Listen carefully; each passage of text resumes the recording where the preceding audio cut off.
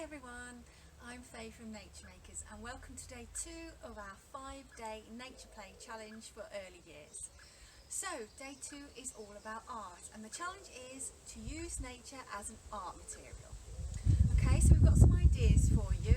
Art is kind of our thing, so you've probably seen lots of these ideas on Instagram already and you can refer back to some of those. So our first one is, this is what I think about when I think of using nature as an art material, and that is nature paintbrushes. So what is a nature paintbrush? So you've probably seen these type of things before where it's a stick and they've added flowers or leaves, clumps of leaves with seed pods, things like that, with a bit of string secured into place, and the idea is that you dip that into paint, mud, things like that, and then you're mark making. So you guys can go around your garden, go out on your nature walk, and with permission take items, sustainably take items as well, that you can make into nature paintbrushes and get mark making, and that's a wonderful process art. In its simplest form though, you can do that without doing that, and you can pick up something along on your journey, such as this, a clump of seed pods, clump of seeds. Like I say, you can dip it in and then start making your marks, or you can take the individual ones off, see what intricate designs you can make. Whenever my son sees a feather, he has to pick it up, and he always says it's for painting and for writing and for writing. So he automatically thinks nature paintbrushes with everything that he sees, which is what we're actually trying to encourage. We're trying to get them starting to think of art as anything. Basically, they can use anything to create art, and anything that they see can become art. And it's developing their creativity, their curiosity, their experimenting skills. So, and as I say, their mark making, and all of that is the foundations for their learning to write as well. So it's all great for that. We've also got other things that they can make marks with. So things like pine cones. You wouldn't think of this as a paintbrush, but actually if you roll it in paint, and we've done things like that in class before and also with food. So if you roll things like that, or a corn on the cob, and see what they can do, brushing it, rolling it, throwing it. Try it on the floor with a big sheet of paper. You could also hang it up on the wall in your garden and see if they roll it down, or like I say, throw it. See what marks, splats, what patterns it creates as well, and shapes. So you can try that. So then you've got your nature paintbrushes. What about using crayons and rubbing, and seeing what other shapes and patterns are in nature as well? So all you need to do that really, we've got our crayons, and I think I've said before that it's something great for you to take out with you. You could take it on your nature walk, put it in your pocket, or put it in their little backpack, and a piece of paper, and that's all you need. And so we've gone and we've collected a leaf, and as long as it's quite veiny, you can put it underneath and you can do your rubbing like that.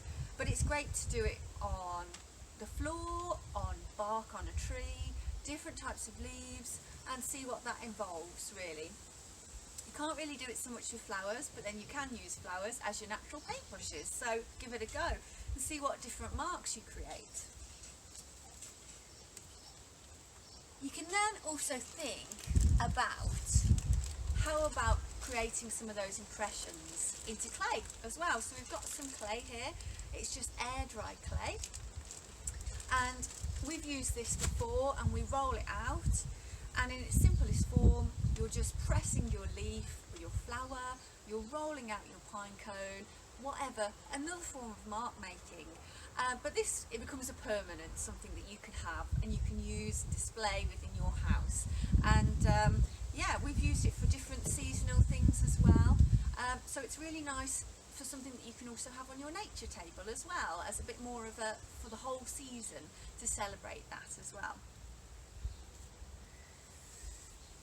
So one other thing thing you can do is you don't have to paint with traditional paints.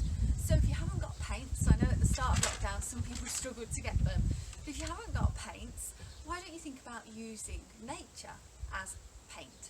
So we've got, everybody everywhere has access to mud. So that is basically soil with a bit of water, and then they can use their paintbrushes, their fingers, or their nature paintbrushes to create marks again. Actually there are some fabulous pieces of artwork actually created with shades of mud, so it doesn't have to be just mark making. You can make some really amazing art pieces for some of the older ones that want to be challenged a bit more. And try doing it on different things, so different surfaces. So paint, you can paint straight onto paper. How about fabric? How about onto your wall or your fence in your garden? How about even painting some leaves, seeing how that turns out? So there you go, we've got mud. Whilst you're doing the mud, you might want to raid things like your spice jar, because things like cinnamon, turmeric, beetroot powder, if you have things like that, as long as obviously there's no allergies, and be sensible with that, then these can create some lovely different shades as well. So if I'm doing mud painting, I'll tend to do a bit of this as well, just so there's a little bit of variety.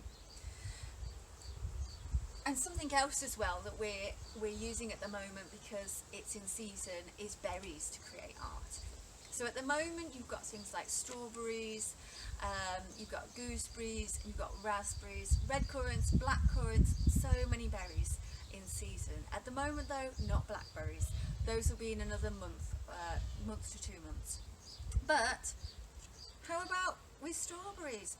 Chop it up, get them to squeeze it with their hands, with their feet even, mulch it down, create a liquid that they can then use as a watercolour, or just, as I said, chop it off and use it straight as it is to make shapes, make prints. You've done it at home, I'm sure, with potatoes, but you can do it with these kind of things as well. So we've got those. How about using what you find on your nature walk to create collages? So we've got on our website, we've got a free template for this particular bird mask, but you can do any shape that you want. And so the idea is you found something in nature, you want to bring it home, and you want to keep it and make something from it. So the collage is teaching spatial awareness, it's teaching patterns. We've done things and used things with butterflies, so we've looked at symmetry as well. But this is really developing their creativity. They can just do whatever they want, and it's as simple as cutting it out or drawing your own, or just going straight onto paper, whatever, glue and just sticking down, and they all really love that. So if your flowers and things haven't been pressed, you'll find that after a while they'll start to fade and they'll start to curl. But what you can do now as well is you can press your flowers, press your leaves. Let me see if I can find one. So I've got an example. This is an example of a leaf that we have jointly pressed together. And so on our blog we've got an article on how you can press leaves and flowers, and a few different methods, including ironing it for speed. But in its simplest form, which we all know as a traditional method, is put your baking paper or something like that in a book, a heavy book, put your leaves and your flower petals down and fold it over. Close the book, put some tins on to weigh it down, and in a few weeks' time you will have these, and they will retain their lovely silky feel. They're all flat and they will retain their colour as well, and then you can use those to make the collages as well. So another thing that you can think about doing is hapazome, which is a Japanese word for basically leaf bashing, flower bashing. It's having fun with a stone, with a stick, or with a hammer, maybe a toy hammer, or definitely supervised with this one. And basically you get your flowers and you put them onto a piece of paper, or ideally something more like a fabric that's quite absorbent, and cover it over, and then you bash it.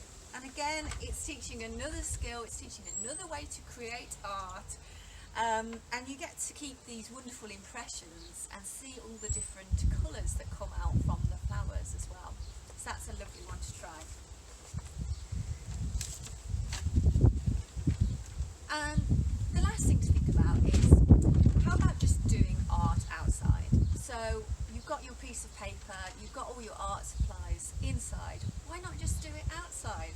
We have this fabulous easel from IKEA, and it goes outside, inside, outside, inside. If it's nice weather, there's nothing nicer than seeing my son outside with a paintbrush, just happily doing his own thing, independent, just free painting.